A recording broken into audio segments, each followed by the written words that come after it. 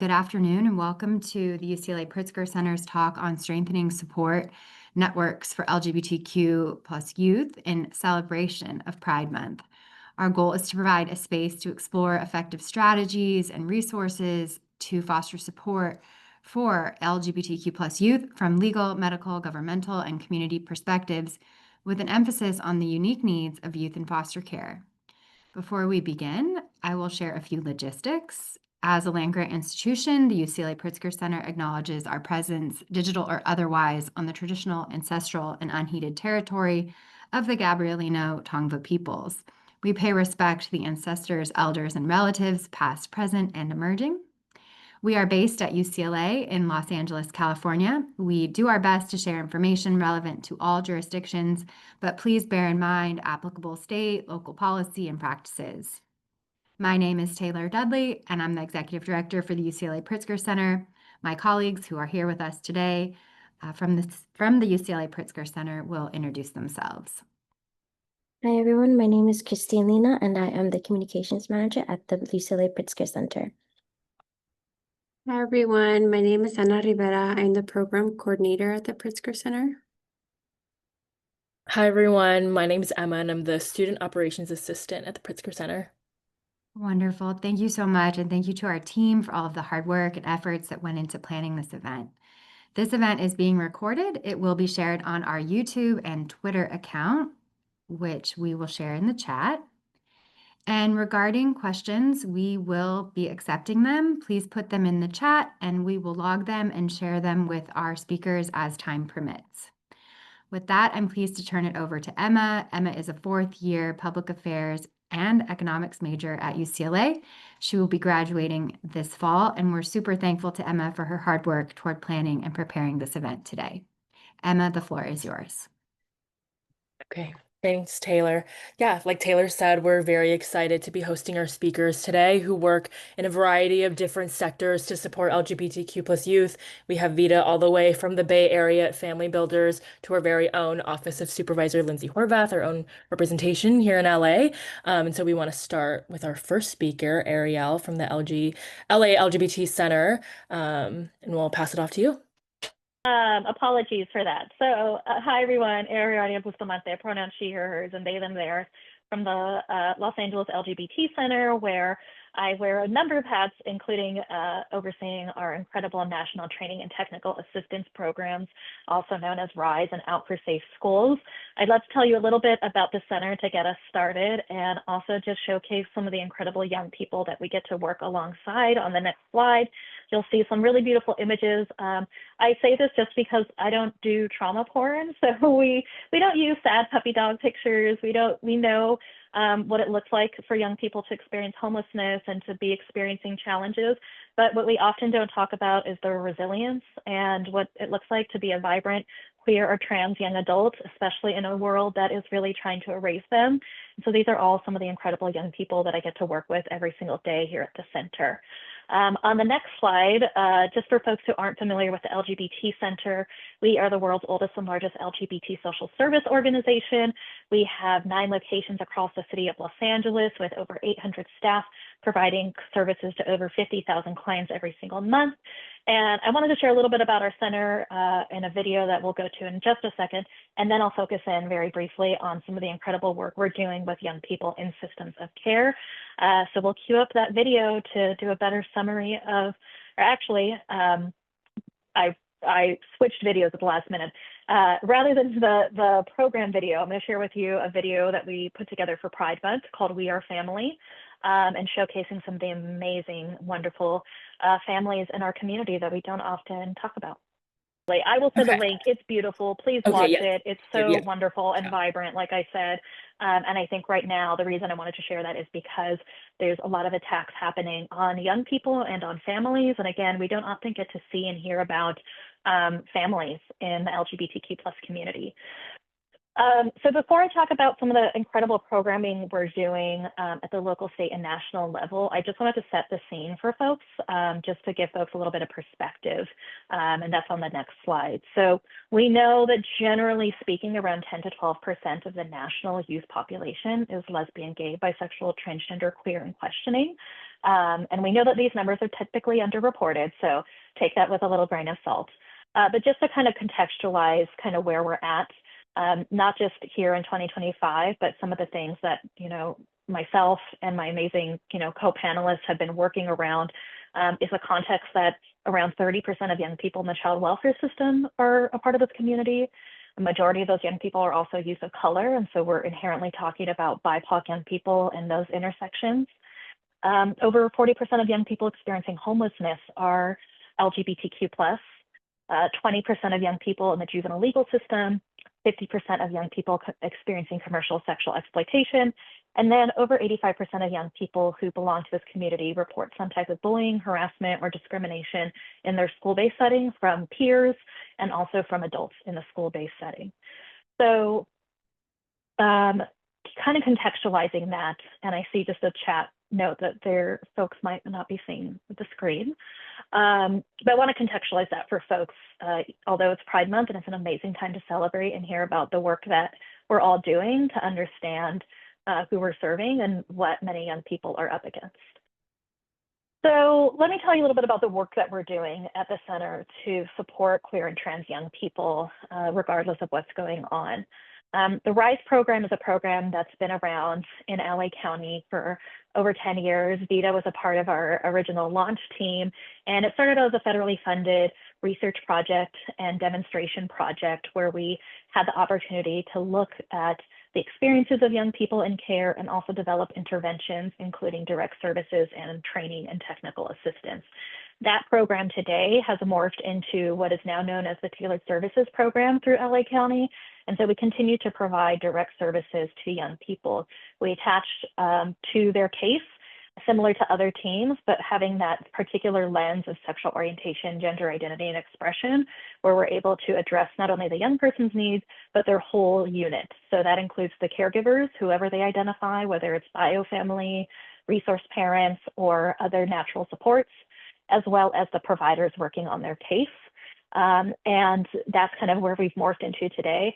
That also gives us a lens to be able to be sort of one of the only, if not the only program across the country that gets to merge very direct experience of young people and actively incorporate that into our training and technical assistance that we provide. On the next slide, one of the sort of pieces that has been a huge sort of moment of celebration and growth for us has been the Rainbow Resource Network, and some of our partners in that are on this call today. And I want to highlight this particular program because it has been such a gift in partnership with the Pritzker Family Foster Care Initiative, with Supervisor Horvath's office, with Casey Family Programs, and a number of community-based providers to have this revolutionary but incredibly needed concept of universal access gender-affirming supports, to be able to support any young person in LA County who's 24 or younger who needs gender-affirming items. And this specifically came out of the need raised by foster youth. Foster youth were saying, when it comes to basic needs like hygiene products, much less some items like a binder or tucking underwear, or even a special occasion outfit like prom, I'm having difficulty accessing those things. My caregiver isn't providing them, even though they're supposed to as a foster parent, and I have an allowance. Or when I ask my social worker, there's a lot of hoops that I have to jump to get through that. And it takes like 6 months for me to get some of my most basic needs met. And so many great people jumped in to say, how do we fix this? How do we operationalize it? And how do we make sure that any young person who needs these items can come to our agencies and say, here's what I need, and get those needs met. And I have countless stories of what that looks like. It's been an incredible process, but this just tells you a little bit more about it. And it truly has, I've seen young people who I work with in our shelter for youth experiencing homelessness have such an incredible experience in between, also young people. Last week I was at a summit with 120 middle and high schoolers at a Pride Summit. And the one thing they could not wrap their mind around was that it was free. They kept saying, really, it's free? I don't have to do anything? And saying, yes, it is absolutely free. I don't need information from you. You don't need to fill out a lengthy intake form. Let's just get you what you need. The last thing I just want to highlight that we're doing is a lot of school work, and that's on the next slide. we are in schools across the country through our Out for Safe Schools and Out for Safe Spaces program. And that includes many local schools here in Southern California, like Glendale Unified, Chino Valley Unified, where we've seen some very specific attacks towards queer and trans young people, and specifically trans young people and athletes in particular. And so our Out for Safe Schools program has been mobilizing across the country to support districts, students, families, to make sure they have the support.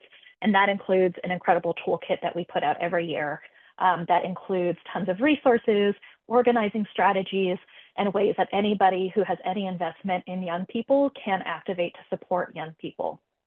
The last thing that I'll just mention is our training and technical assistance. As I mentioned, having the opportunity to take that direct experience we have working with LGBTQ plus young people and put that into very real action. So training any provider who's coming into contact with queer and trans young people, along with sharing our expertise on things like issue briefs. We did an issue brief a couple of years ago with the National Center for Youth Law at the intersections of commercial sexual exploitation, and that was a much needed resource there that merged a lot of the few and far between research that exists, along with real case studies, focus groups, and elevating specifically youth and their needs. And so that's what we've been up to. I know that might have been a little bit over 5 minutes, but that's what we've been up to. The question was, in 5 minutes, what have we been doing? And we've been really busy, and we will continue to be really busy beyond Pride Month. So thanks for letting me share a little bit about what we've been up to. Okay. Thanks so much, Ariel, and thank you, of course, to all of the work that you all are doing over at the center. We wanted to ask you, with your expertise, because of rising anti-LGBTQ plus rhetoric in our media and policies, especially what we're seeing on the federal level, we're curious, how can the child welfare system and our relevant advocates better prevent family rejection and support permanency and stability for our youth in foster care, especially those who are 16 plus and at risk of aging out? Yes. Oh my gosh, what a meaty question. So I think, the reason that I always bring those statistics in is because I want to encourage folks to look at the whole child and the whole family unit, and remember that young people spend, typically most of their days, like we're at work, they're at school most of the day, right? And so there's so many elements of their existence that we oftentimes aren't addressing. If we have a child welfare case, we're very focused on the abuse and neglect, as we should be, but that abuse and neglect may or may not be connected to their SOGI, or we may not have even considered that potential connection. Meanwhile, we're also neglecting other areas of that young person's life that could create vulnerabilities and future entry either back into child welfare or into other systems of care like homelessness. And so I think first and foremost, right, really looking at the whole child, whole young person, whole family unit, also recognizing intersections, right? Right now we're at such a vital time where queer and trans undocumented folks and people of color are so incredibly vulnerable in very heightened ways. And so, many young people are afraid to come access services. And so being very clear about what our policies are around protecting young people and family units who need services, but may be afraid to access our services because of, other activities of Customs and Border Patrol and ICE. And so, we need to be at the forefront of being very clear, like we have a strategy to keep you physically safe if you want to come in for services, and we don't want you to forego vital services or that court hearing or whatever it is because you are terrified of those things. And we're going to do everything we can, within our power to protect you. The last thing I would say is just really preparing young people. I think oftentimes we struggle to meet young people and their family units where they're at, but also just being mindful that just like other young people, LGBTQ plus young people, right, are transitioning into adulthood and in their case, into a world that is really not prepared at this moment to receive them. And so how do we set up supports for them? How do we identify as many natural supports as possible? Because all of us service providers on this call are not going to be in their lives forever.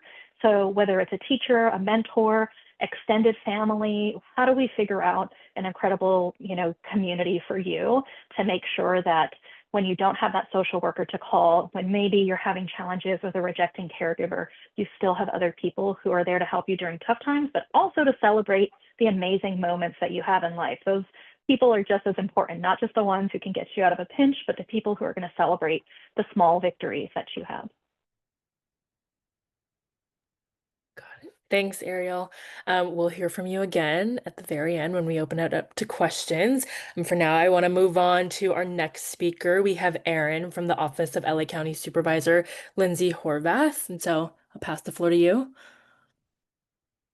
Thank you, and thank you for having me. My name is Aaron Fox. I'm the Deputy for Health and Special Projects for Supervisor Lindsey Horvath, who represents the 3rd District here in LA County.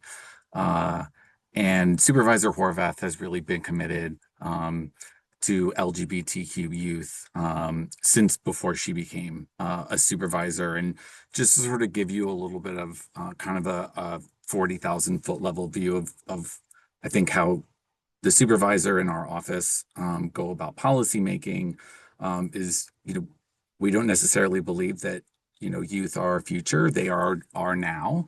And policies that the supervisor puts forward are always influenced and informed by youth with lived experience, many of the times lived experience of youth who are in the county's care, whether that be the Department of Children and Family Services or foster youth, or our probation department as well. And as Ariel said, we know that there is overrepresentation in both of those categories of LGBTQ youth. And so I just want to say, I know that there's a lot of we're all adults on this call, but the youth voice is really, really central to the way we go about our policy making within the supervisor's office and the way that the supervisor wants to make policy. And so we've been very involved with our youth commission here in LA County, also with our LGBTQ plus commission, both of which advise the board and the supervisor on youth issues and LGBTQ plus issues. We are really happy that they're going to be working together on some events that are going to be coming up throughout our district and other districts. And the supervisor is really committed to making sure that all LGBTQ youth, but especially those that are in the county's care, are getting the services and are being treated the way that they should be treated in the way that they deserve. And so one of the things that the supervisor has done over the last couple of years is to co-author the Care with Pride motion, which is happening this month. This year, she's co-authoring that motion with Supervisor Solis. And this highlights the county's gender health program, which provides gender affirming care.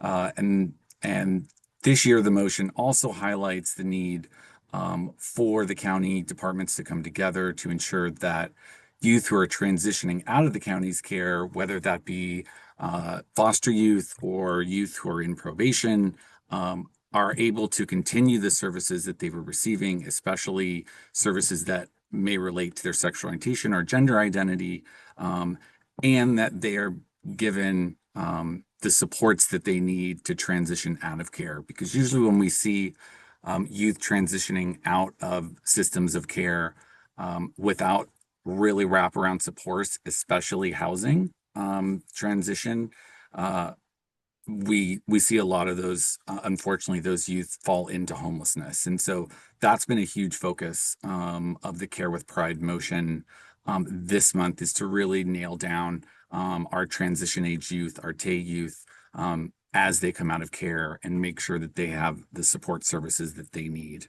As Ariel also mentioned, the county has tailored LGBTQ services for our foster youth.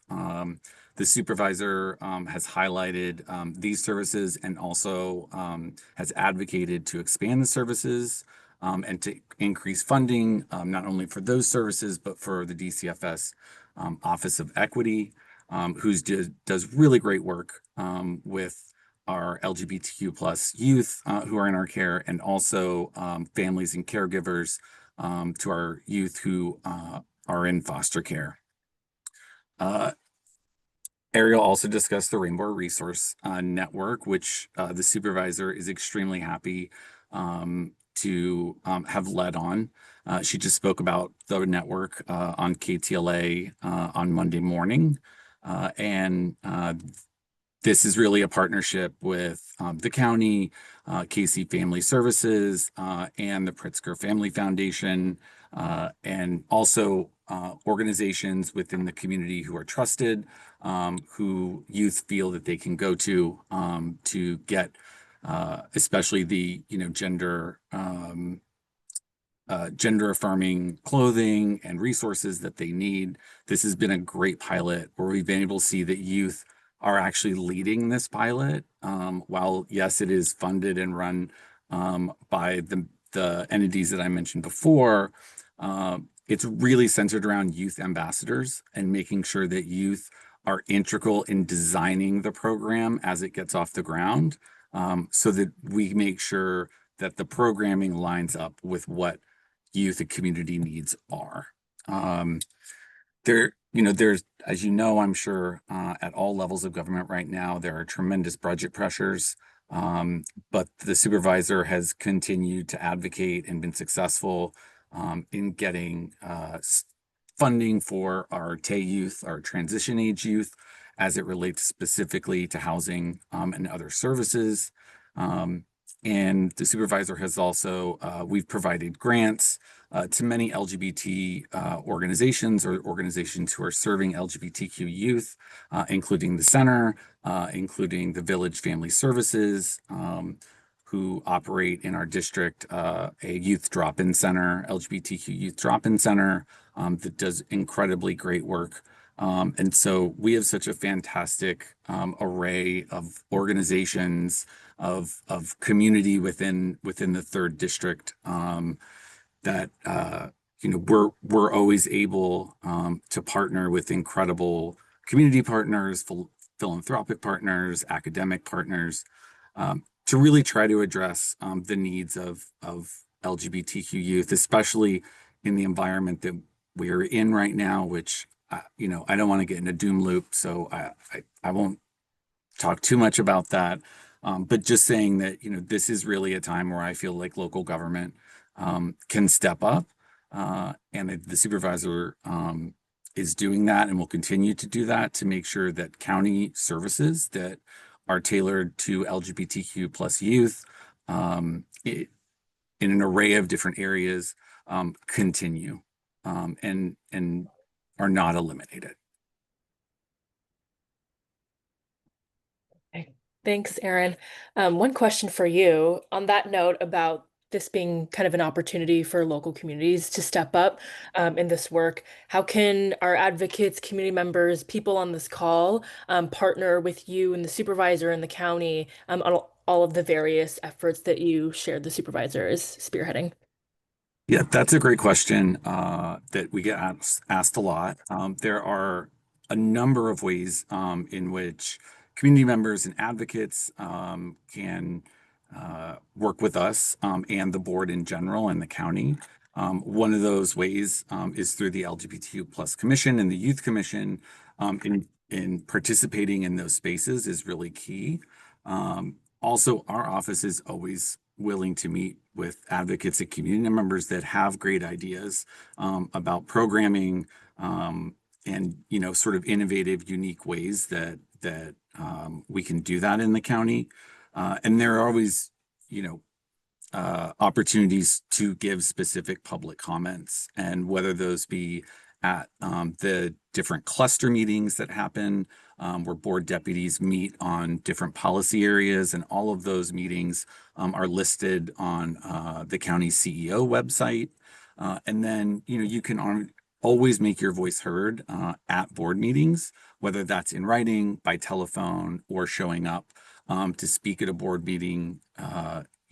Supervisor Horvath always wants to hear from her constituents, and like I said in the beginning, that's what really drives our policy. And so we're really lucky to have incredible partners in the community within the third district who want to do innovative, great things for the community, and work in partnership with the county.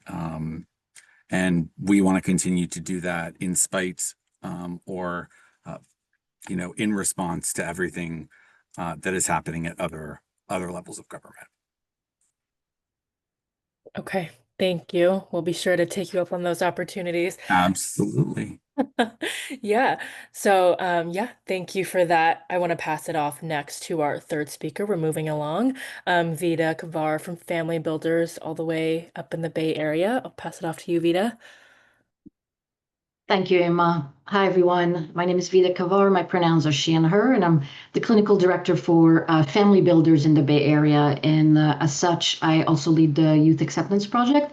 And I want to talk to you a little bit about that because I think that we are often talking about how children are kicked out and leaving their birth family because of the families really struggling around their children's identity. And so I want to talk to you about really considering the families and not letting these children, as we know, there's so many children that end up in the child welfare system, systems of care in general. They age out, they end up on the street, unhoused, and all of these grim statistics that Ariel shared with us a little bit earlier. So next slide.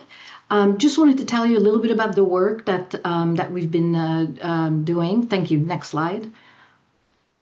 So we Family Builders have developed a clinical intervention that meet the specific need of LGBTQ youth and their family, whether they're out of foster care or about to enter foster care or at risk of entering foster care or probation.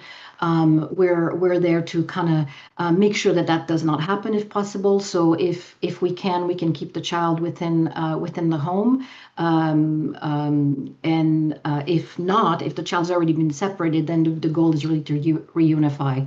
So one of the things that makes our intervention really special and different is that, first of all, we're kin first. So we believe that family love their children. They may not understand what the child is going through. They may really struggle with the child's identity, but it doesn't mean they don't love their child. So really coming from that base and thinking about solution focus and strength base, how can we talk and approach families as provider and really allow them to process what's going on for them away from their children around maybe their fear, their guilt, the grief they may be experiencing when they found out that their child is LGBTQ+. And we work both with the caregiver or the parent separately, and then we work also with the youth to make sure that the youth their needs are being met, that they're getting what they need, that they're being celebrated, honored, and respected, and really celebrating the identities, their evolving identities. Really, the goal is to improve family functioning. And like I said, it's really family preservation and family reunification so that we prevent children from aging out of foster care by keeping them with their families. Next slide. I'm not going to go through everything that says here, but I will tell you a little bit what our folks do. They're, like I said, work directly with caregivers. They meet the families where they're at. So we approach them and we provide the parents a safe space to talk, to process their feelings, to really not be judged because they may have some preconceived idea of what it means to be LGBTQ, to be transgender, to be non-binary, to be pansexual, gay, lesbian, etc. So we really want to provide them a safe environment where they can talk about what's happening for them. I heard a quote the other day, somebody said, often when a child comes out, the parent goes in the closet. And so we really want to help the parent come out as well and go through their own journey of coming out. So we approach with the family with them being their own expert. We lean into religion, we lean into culture and race. We let the family tell us where they're coming from so that we can help them and we can assist them in understanding their child better. We eventually also, of course, provide psychoeducation. We attend LGBTQ community events. We attend medical provider medical appointments if the parents want us to. We advocate or show how to advocate for their children at school. So we really kind of wrap ourselves around the family so that they can really make sure that their functioning improves, they start understanding and being able to talk with each other. And we're not expecting, each parent to go and maybe march into into a pride parade in June. That's not necessarily the goal, although that's great if they want to do that. But the goal is really for the parents to come along and start understanding their child's identity and being able to accept that and being able to then becoming supportive of their child and of course eventually affirm their child and celebrate their child for their authentic self. We also do a lot of resource referral for different resources. And we help teams make decisions. We go to child and family team meeting or other meetings that the parents want us to go to really support the fact that a parent, even though a parent who struggles with their child's identity, doesn't mean that they don't love their children and doesn't mean that they can't come along. So with a lot of support, family can come along and they do become supportive and affirming of their children. And we have some staggering statistics, next slide, to really show we are running an evaluation. We're still doing that. And we have statistically significant increase in placement stabilization, in parents affirming their children, in parents being able to use the pronouns and the name that the child wants them to use, caregivers being able to love their LGBTQ plus child and also keep their faith, which is so important for people in general. Also caregiver ability to address gender questions that may come up for a child during their gender identity, if that's on the table. Being able for the caregiver to advocate for their child at school and advocate for gender affirming care if that's something that is coming up. So that's what we have found so far. This was an interim evaluation. We are getting ready to do another evaluation in June to gather all of our surveys, and we're really looking forward to that. We use an assessment and abacus that we've created that can help our provider measure the level of affirmation that a parent has for their child, and that's what our providers are using to do that. Next slide. I'm going fast because I know I don't have a lot of time and I want to let other people also be able to talk about what they do. But through our youth survey, we have also some staggering results. The youth are saying that they feel positive about their future, that they no longer have thoughts of killing themselves or have stopped the behavior of, suicidality or self-harm, saying that their caregiver uses the pronoun and names they want them to use. So we have that correlation, right? Being proud of being LGBTQ plus, saying that their caregiver or their parents actually stand up for them in the community, and really feeling that they're loved by their family member, which is really what the goal of this intervention is. Next slide.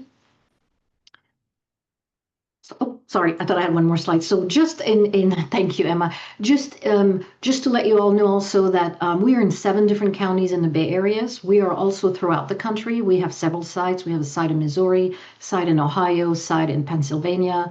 We're hoping for a new site in Massachusetts, and we're going to have a site. We are going to be with the Ruth Ellis Center in Michigan and Detroit, and they're going to be also providing the Youth Acceptance Project. So we're really excited because this is really making a difference. And so if we can stop the negative statistics from the beginning and we can have parents celebrate their children, then that's what the Youth Acceptance Project is for. So thank you for giving me this time, and I look forward to answering any questions. Okay, thanks, Vida.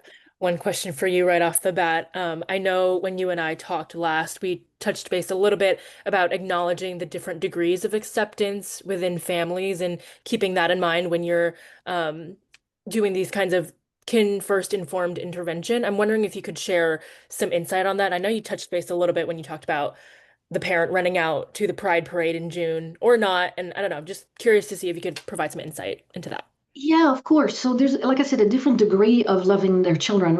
We have some children that we're working with who said to one of my staff said, "This is amazing. My dad doesn't insult me anymore. He doesn't use the wrong pronouns. He doesn't use any pronouns, but he uses my name because it's too hard for him to use he, him. But he will use my name, the name that I'm asking him to use instead of using the wrong pronoun. He doesn't insult me. We don't fight anymore." he's not 100% there, but the child is feeling, that the child's no longer running away, they're staying at home. So there's different degrees, right, of affirmation. We also know that, we say a lot to parents, you don't have to understand your child to still love your child. This is still your child.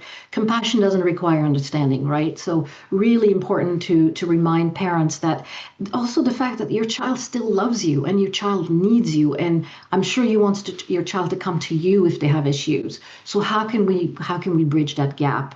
Making sure that they express their feelings away from their children. I think that is super important. So that's what we're here for. Allowing them to be patient and open through their child's gender journey. Creating a safe environment for their child. That's very, very important. So again, learning how to advocate for their child, love their child for who they are, but understanding that will take time. And so giving the parent the same compassion that we're asking them to give their children is the part of our job. And once we do that, we notice that the parents, when they can process their feeling, they come along really quickly around, yes, this is still my child. I still love them. I can celebrate who they are, even if I don't understand everything about their identity yet. Okay, thanks, Vida. That's incredible. And I'm very happy to hear that you all are scaling up and moving to different regions in the country. Okay. Thank you. Yeah. I want to move next to our next speaker. We have Ivy Snyder from the UCLA EMPWR Clinic. Pass it off to you. Hi, thanks so much for having me here. I'm representing one of UCLA's own clinical programs. So the EMPWR Clinic is our specifically LGBTQ affirming behavioral health clinic. So as a program, we are here to promote the well-being and the resilience of our LGBTQ individuals who get care through UCLA. Our goal is to always provide comprehensive and cutting-edge psychology and behavioral health care through all of our providers. So we offer clinical training rotations for advanced psychiatry and psychology trainees. I'm myself a second-year fellow, and then we have supervising psychologists and psychiatrists as well. And as a training program, we try to provide training and best practices within the health system and also to our colleagues. So we provide educational services to other clinical settings at UCLA, sometimes connecting with partners at DMH, anyone who is interested in receiving kind of furthering education on how to provide affirming care to this population. We are here to support those individuals as well as the patients directly. We also work in treatment development and in data collection. We have some of our own research programs kind of running in the background as well, and lots of collaborations that help further this healthcare in a broader sense. So we can go to the next slide. As a clinical program, this is what we try to provide directly to our patients. We offer trauma-informed or sometimes trauma-focused care directly to individuals. The patients that we see come through our clinic all have some LGBTQ identity, but often that's not the reason that they're seeking care. Often they're seeking care to support trauma that they faced either as a result of their identity or as a result of a childhood event. That means that they really benefit from care that is extremely affirming as well as extremely competent in these trauma-focused lenses, in kind of mood disorders, anxiety disorders, the whole picture of mental health for the individual. We also provide a group that runs in 8-week cycles on and off to teens that gives a larger group of teens skills to regulate their own emotions, name their emotions, identify opportunities to regulate, and all of that through an extremely affirmative, supportive lens as well. So inclusive of the identity, how can we help these teens manage complicated and difficult feelings and really build their own resilience factors and help their communication with parents, caregivers, resource parents. In complement to that group, we run concurrently a caregiver skills group where we go over many of the same skills with often those teens' same parents or caregivers, but also sometimes parents who say, you know, my teen doesn't want to participate in the program, but I really want skills for myself. I want to learn how to cope better, present my opinion better, navigate what's a typical parenting challenge and what's kind of a identity-specific parenting challenge. So those caregivers learn the same skills as the teens and can help those teens in supporting their emotion regulation, supporting their resilience, but also in their own emotion regulation. I think really in complement to some of what Vida was pointing out, When is it time to sort of step aside, regulate your own feelings before you step back to your teen and have those complicated conversations? How can we make sure that as you're navigating your own journey, your teen is seeing kind of the right amount of you navigating that journey and not feeling negated or erased, but also knowing that you're in it with them and that you're working to be affirming. So when we run those skills groups together, we get this really great family support going. Even though the groups are separate, everyone's learning the same things and can come together as a family and kind of practice those skills together. We do also offer family-focused therapy as well. We have a research program running on some family-focused therapy, and we also can connect our families to other family-focused therapies throughout UCLA and in the community. So if the family presents for challenges as well as the individual, we really try to connect everyone to the support that they need. Next slide, please. So this is a longer list of the services that we offer, but for those of you who are looking for or wondering about where do I refer people to in the community if they need something, here's a list of what we can help with.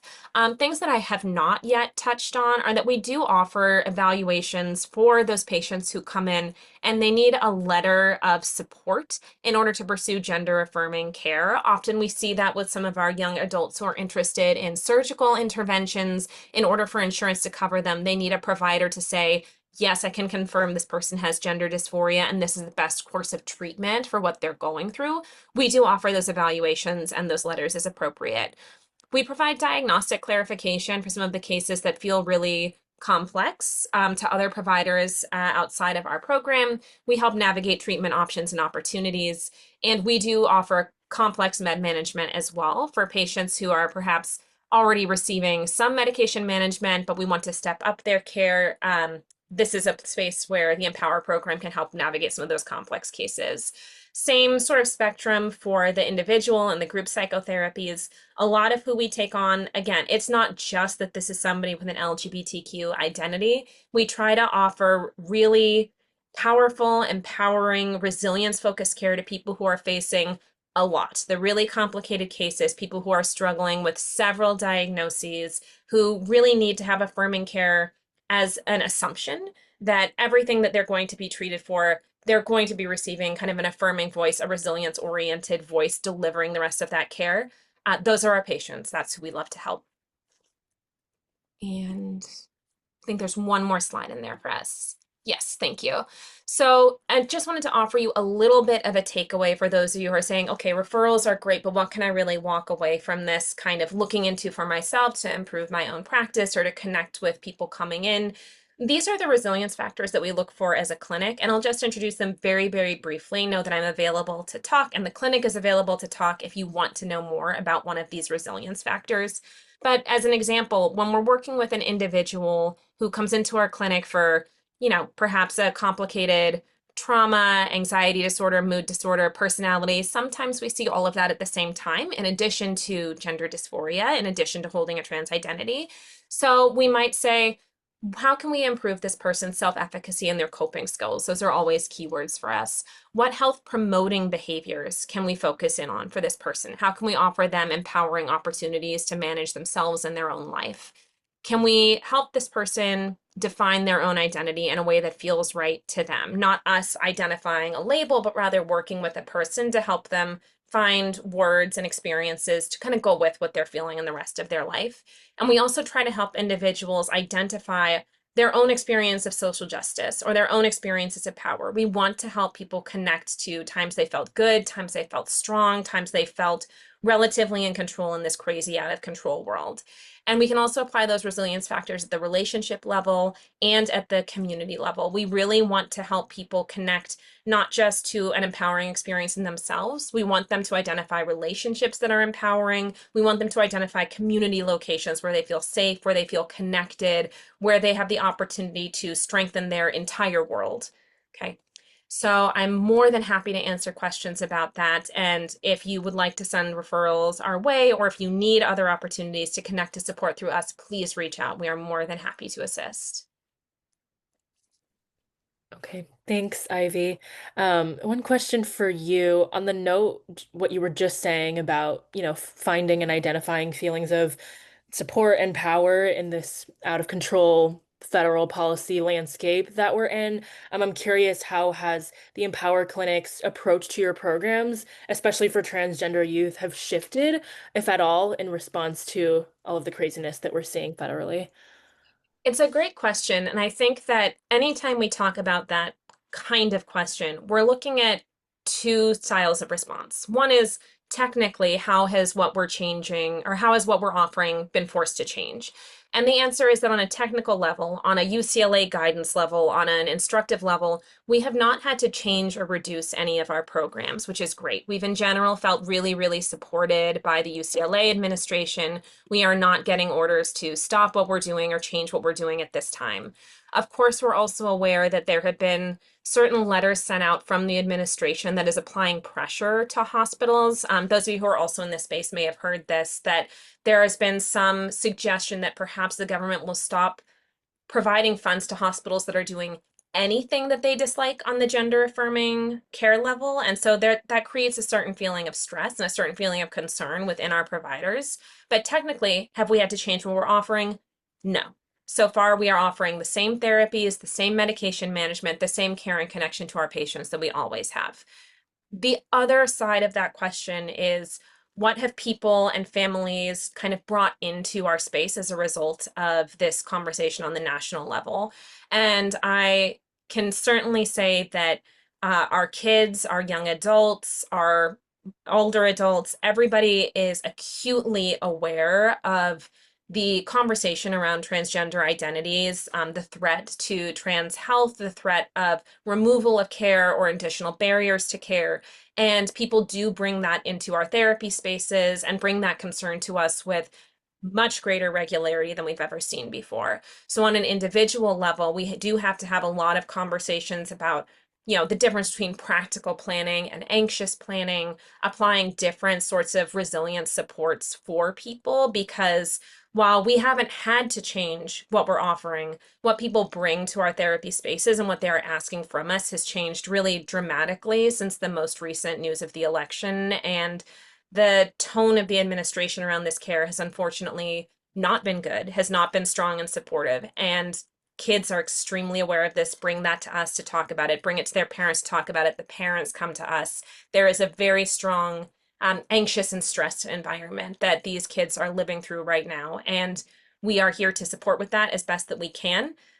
Our providers are living through the same stressors, right? It's not in isolation. And so the conversation has changed within our therapy spaces relative to a few years ago when things felt a little bit more sure and a little more steady under our feet.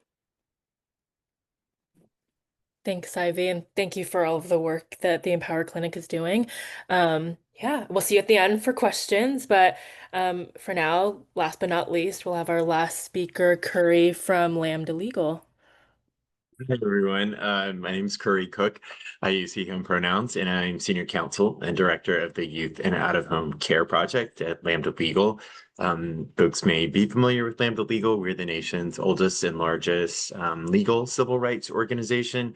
So we do a mix of education, litigation, and public policy advocacy for LGBTQ plus people and everyone living with HIV.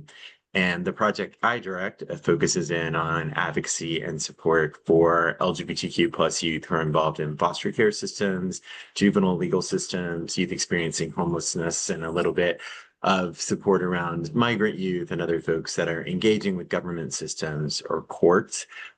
Also do a mix of litigation and education and policy advocacy, particularly a lot of education for attorneys representing children and youth in a lot of these spaces. So I am going to talk really quickly, one, because I'm now a New Yorker, have been for about 16 years, so it's my usual pace, but also running slow. A little low on time. But I want to talk a little bit about kind of the new threats that we're seeing that have an impact on LGBTQ youth who are system involved and their families. But also there's been a lot of progress. So I want to leave you all with some of that, because there is some good news, even though we're in really trying times at the moment. Next slide. So folks know there's just been a huge wave of anti-LGBTQ plus law and executive action over the last 5 or 6 years. Just little over 5 years ago, there were no gender affirming care medical bans in the country. And now there are 27 states, and there's been a whole host of other types of anti-LGBTQ laws that have been passed at the state level. And now we're seeing a lot of executive action. This is an old playbook, right? It's used to keep people marginalized so they're not in power. But it is really, really harmful to LGBTQ young people and their families, and keeps them invisible and uninformed, and the message is to not be yourself, which is incredibly damaging. Next slide. So to Ivy's point, just an example of I think some folks think that young people don't necessarily pay attention to politics or changes in law and policy, but they definitely do. And just the day after the election, the calls to the Trevor Project hotline went up 700%. So definitely, as you heard from our other speakers, especially Ivy, now's the moment, if you're working with an LGBTQ plus young people or someone in your life, to check in and see how they're doing and be supportive, because it's taking a toll on everyone's mental health and well-being, especially some of the actions I'll talk about next. Next slide. So of course, we've seen a whole bunch of executive orders coming out of the White House that are anti-LGBTQ, and particularly targeting trans and non-binary people, trying to basically legislate or legally state folks out of existence by saying sex is only assigned at birth. Ivy alluded to a gender affirming medical care executive order, which we filed a lawsuit challenging that. So it's enjoined a lot of impact from diversity, equity, inclusion executive orders. We have a couple of lawsuits there. And then really concerning, 6011. I think if someone could mute their phone. So we had the White House Child Abuse Prevention Month proclamation back in April, which really devoted about 2/3 of the copy to basically saying supporting trans youth and getting them medical care, but any other care was a form of child abuse. So we saw that happen in Texas with the Texas governor directing the Child Welfare Agency to investigate the parents of trans youth who are helping their kids get medical care for child abuse. So some really concerning stuff going on at the executive branch level. Next slide. Although important to remember that even though these executive orders get a lot of play and attention and are very harmful, they don't do a lot of things. I won't read the whole list, but they don't change state law. They don't alter fundamentally our obligation to treat children and families with dignity and respect. So important to take a deep breath when you hear about these things and recognize them for what they are, and know that there are a lot of people out there fighting every step of the way when these things come out that are harmful to LGBTQ youth and families. Next slide. Another really harmful thing that's been happening is just funding cuts. You can see here across the board, Administration for Children and Families, Office of Juvenile Justice and Delinquency Prevention, a lot of the organizations like the Galt Center that support juvenile offenders have had their funding cut. So this is also impacting young people and families. Just all the different agencies and information and resources that were out there have all either been erased or a lot of them cut. So it's just a really concerning time right now. Next slide. Also, the one federal regulation that specifically said LGBT youth in foster care need to be affirmed and supported and have a placement that does that has stayed by a judge in federal court. So it's not being enforced at the moment, and is no doubt on the chopping block, which is a really harmful move. Next slide. So I won't go into more of these, but as I said, 27 states now have a ban on gender affirming medical care. Many other states have laws that basically exclude any mention of LGBTQ people. School censorship laws. Folks may remember the Florida Don't Say Gay or Trans law. Multiple states copied those, and other states have tried to have this move to define trans and non-binary people out of existence. Next slide. Okay, so that was a lot of doom and gloom, but important to be grounded at the moment and sort of knowing what's out there and what we're facing, because it really does take us all being in community together and supporting LGBT youth and families and each other along the way to make a difference. And I just wanted to mention those things because they are directly impacting youth and families who are system involved. on the plus side, on the positive side, there are a lot of states, 36, that have sexual orientation or gender identity as protected classes in their non-discrimination laws or child welfare agency non-discrimination protections. And 16 states in DC have specific child welfare agency policy that goes into detailed guidance, like you shall make sure youth have the clothing that they need, you shall use the youth's name and pronouns, you shall make sure they're connected to community resources, you shall make sure they have access to the LGBTQ community, those kinds of things. So that's really encouraging. Obviously, we need more of those, but there have been a lot more that have happened in the last 5 to 6 years. So that's really good news. Next slide. Also, I'm not going to go through California's Foster Youth Bill of Rights, but it is the best one in the country, thanks to a lot of work by a lot of people on this call to make it happen. So really proud of that. You can skip through the next couple of slides, Emma. But it's really, really important for all of you to know about the California Foster Youth Bill of Rights if you're working with a young person, because having these protections in place that I've talked about, that we work hard at Lambda Legal along with community stakeholders to get in place, are essential. But if you don't know their rights, if there aren't adults around them that have conversations with them about who they are and what their rights are, then they're just words on a paper. And so that's why all these folks who are on the call and presenting with you are so amazing, because they're the people who are doing this and providing that support to them to make sure that these rights are really meaningful. So I'll stop there. I think Emma has a question for me, and that's the next couple of slides are about that. So. Okay, thanks, Currey. Yeah, one question for you. I know when we last talked as well, we talked about ending our chat on a positive note. I want to have the same grace for this call. And I know we talked a lot about leadership. And so we wanted to ask you, I mean, you highlight the growing federal attacks, but especially on transgender youth, how can our local systems, communities, everyone in this call, uplift and invest in LGBTQ plus youth leadership? Yeah, if you want to go back just a few slides. And a couple more. There you go. So hopefully that QR code will work, but I just wanted to give like an amazing example of exactly what we all need to do to support and lift up folks. We put out this report last year, and one of the co-authors was Elliot Hinkle, who's a non-binary young adult who has experience in Wyoming system and now has their own training and consulting business and technical assistance business, Unicorn Solutions, which is just the best name for a business ever.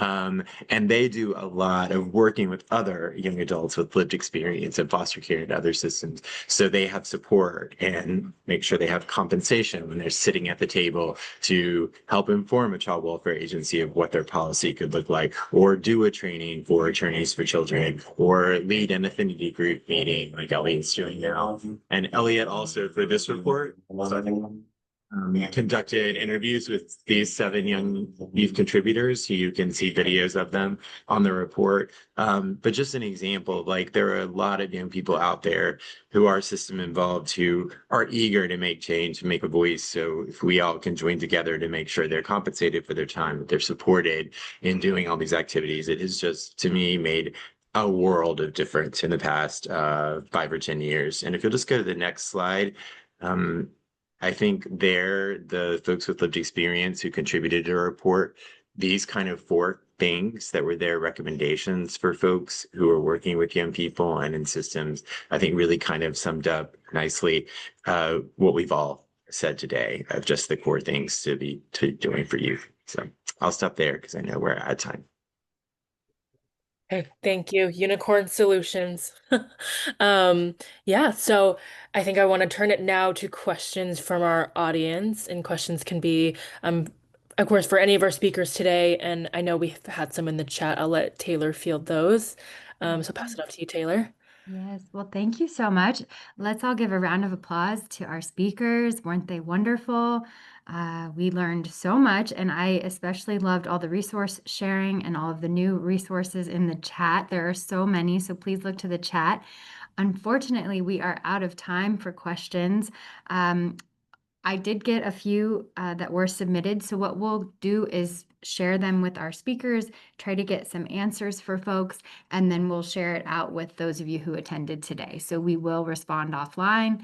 And in the meantime, we invite you to please follow us on social media at UCLA Pritzker or visit our website, pritzkercenter.ucla.edu. We will also post this talk on our YouTube channel as well as on social media, so you can find it there, or you can to share with your colleagues if you'd like.